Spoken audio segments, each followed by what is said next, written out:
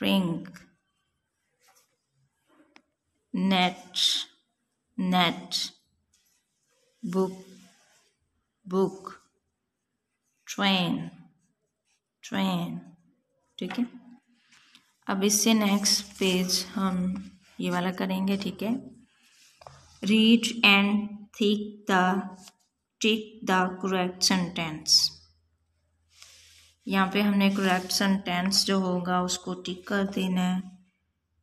यहाँ पे है जी, the lion is in the cave, the fox, ये फॉक्स है ना, the fox in the cave, तो यहाँ पे इसको हम टिक कर देंगे। ठीक है, the man has a box, the man has open a box, has a box, open नहीं वो बॉक्स को कर रहा, वो बॉक्स उठा रहा है।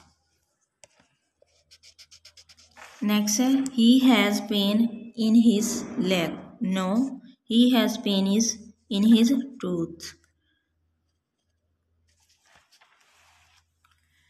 The cat has a small fish, the cat has a small fish, इसको टिक करेंगे। नेक्स्ट है, dad has ink spots on his shirt, no dad has ink spots on his hand.